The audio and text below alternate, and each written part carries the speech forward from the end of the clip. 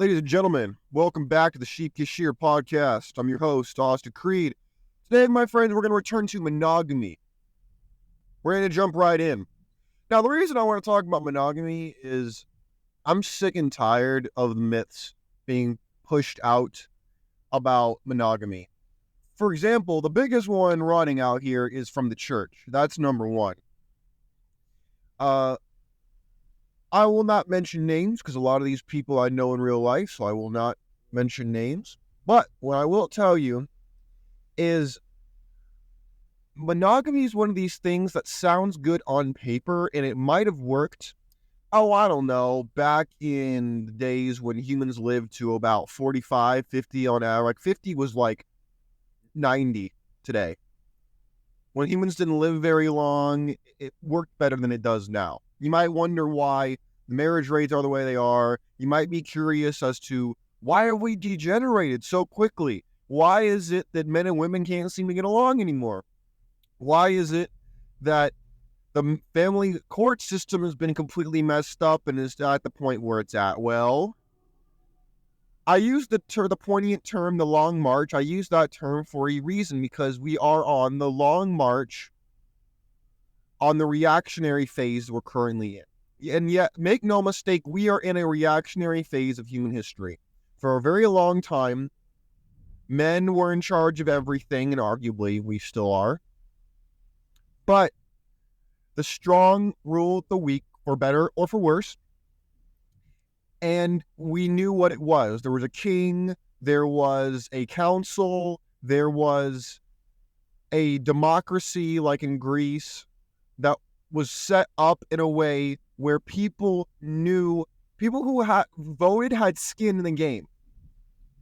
And that is not the case anymore. You want to sit here and tell me that people have skin in the game today when in a lot of ways they don't have skin in the game?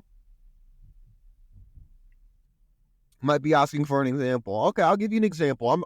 For example, I hate to pick on the ladies, but I gotta pick on the ladies for a second. Ladies, y'all don't have skin in the game when it comes to matters of national security, when it comes to the military, because you do not have a selective service number. You will not be drafted if and when the time arises to we fight, I don't know, China, Russia, India. You won't have North Korea. You won't have to go fight. You are not voluntold to go serve. Us, we are, which is why you don't have skin in the game when it comes to matters like that. No, I'm not telling you don't have a right to an opinion. Everybody has a right to an opinion. I never understood this idea of like, oh, when it comes to abortion, if you don't have a vagina, you get no opinion. Oh, is that how that works? Okay, how about no selective service number, no opinion on foreign affairs? How about we do that? Oh, you can't do that. That's discrimination. That's messed up. Oh, really? And what you said, is it? That's part of the reasons why people get triggered when J.D. Vance talks about childless cat ladies, which was a pretty funny line, by the way. But people get mad. Oh, how dare you say that? Meanwhile, you look at the teachers, the administrators, the lobbyists, and everybody who works in a lot of people who work in the school education system. A lot of them have no kids and are not traditional individuals when it comes to lifestyle. I'm being PG about it, but I could be a lot more vulgar, but I won't do it because it's not necessary. When I say alternative lifestyles, I think you know what I'm talking about and what I'm referring to. You know, the people with the clipped hair, the people with the rainbow flags in their classroom, the people who talk about, oh, colonialism is this and love is love and blah, blah. You know, the people who use the positive language to poison your mind and to put you in mental prison? Yeah, those people. Well, let's go back to monogamy for a second. You want to sit here and tell me that monogamy as a system works today? No, I'm not going to sit here. I'm not telling you marriage does not work. As there are people who I know, including my parents, God bless them, who are married and have been for years. Now, Let's make one very important distinction, and I want to make this very clear. Marriage can work, but in most cases it doesn't, number one. And number two, for those who make it work, it requires tremendous personal sacrifice and tremendous risk, as at any point the other shoe could drop, or at any point the rug can be pulled. Now, is it going to guarantee that said thing will happen? No.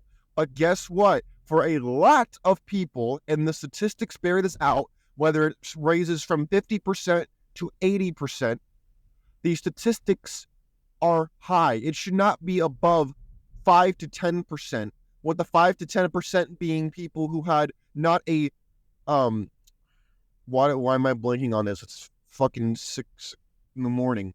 Why am I blanking on this? It can't be for a, it's for a reason. The divorce happens for a reason. It's not a, just, oh, we got divorced for no reason. Somebody remind me in the goddamn comment section. I'm mad at myself. I can't think yet. I'm driving to the gym. I'm blanking on no fault divorce. Thank you. Oh my land. Why was that so hard to remember? Anyways, and when I think about no fault, there was no fault divorce. The fault divorce would probably be about 5 to 10%. And it would need to be proven with documentation, not this he said, she said garbage, which is where the entire world has gone to. Just look at what happened with the movement of, oh, he touched me, he did this, he did that. Look at Johnny Depp. Look at Trevor Bauer. Look at all these men who get out here and they get accused of things they didn't do.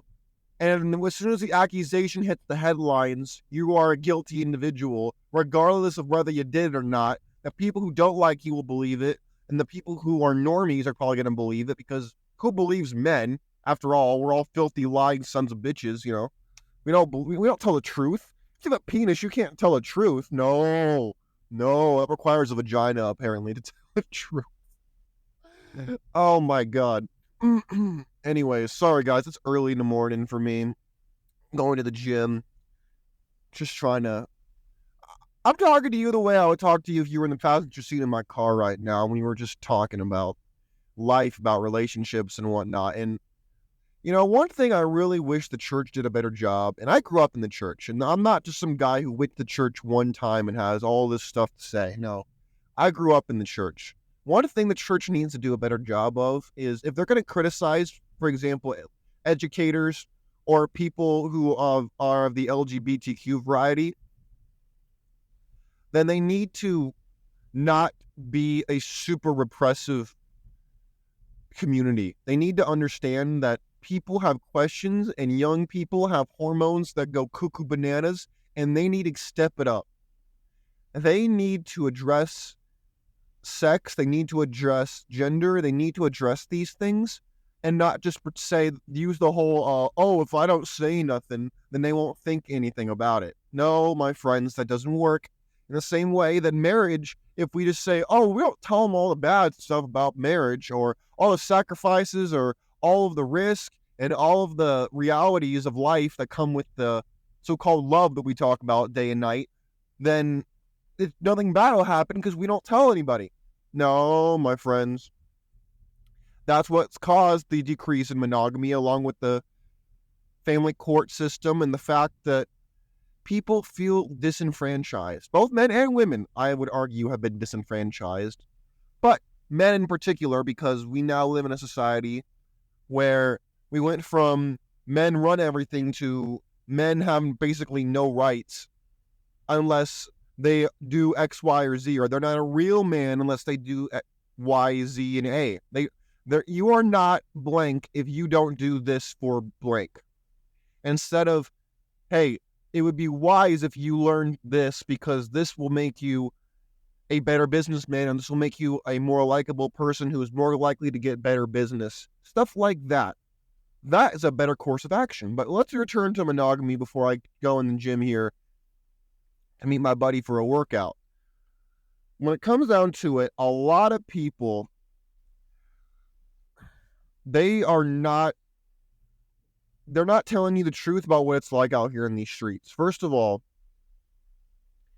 marriage is going the way of the dinosaur for most people. And you could cite any reasons, including the ones I've discussed or ones that you think are not being discussed that should be discussed, which we can totally do at another time. But when it comes down to it, my friends, marriage is going the way of the dinosaur. Men, we are feeling disenfranchised more than ever. The marriage system is basically turned into a giant penis tax. And so I gotta ask you, do you still believe that monogamy can still exist? And when I say monogamy, I want to define this very clearly for you so we're not getting wires crossed. Here's what I think monogamy is. Monogamy is you have had one sexual partner for your entire life. Mono means one. Not one here and there and then I settle down. No. I'm talking about both the man and the woman, one partner, one sexual lover for their entire life. No comparing it to somebody else. No wishing you had somebody else still and picturing them while you're in bed. No. None of that. And I'm not going to sit here and say that I'm holy and all y'all are dirty, because I'm not. I'm not some holy guy who has all the answers, who's right about everything. I know. I'm a fallible man. But I'm a fallible man who's asking the following questions. Do you believe in a monogamous system? Do you think that we have been lied to? And how would you fix the problem if there is a solution that doesn't just completely shut people out? Because I could fix the problem. But you have to give me absolute control. And most people are never going to do that, as I would never expect them to. But when I look at the fact that a lot of men are becoming more effeminate and women are becoming more masculine and being rewarded for it, it's not a surprise that when guys like me, who are more shark-like than guppy-like, enter the dating marketplace, dudes get mad, women get wet, and I'm not tooting my horn here, guys. I'm telling you the way it is. If y'all didn't catch my story about what happened last weekend, go catch that show. It's called She's Never Yours. Listen to that show. Listen to my story about about my threesome with two other girls. I'm not making this up, guys. I'm out here in these streets actively getting time in. And I don't say that to brag to you. If I wanted to brag, I'd be out here showing all this, oh, I'm doing this and I'm doing that. No, I do it to just show you that I'm not just spewing hot air on this little corner of the internet.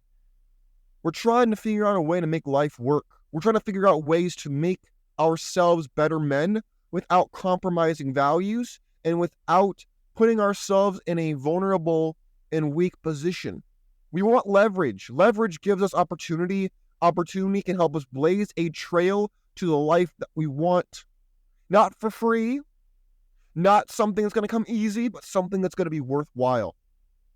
Discovering the complexities of the universe, trying to understand why we are the way we are, why we do the things that we do, and how we ended up in the situations we ended up in with the habits that we possess. These are all important things that are overlooked because we want to be liked, because we want people to think a certain way about us, or we want people to feel a certain way about us. I say forget that. That's not going to help you.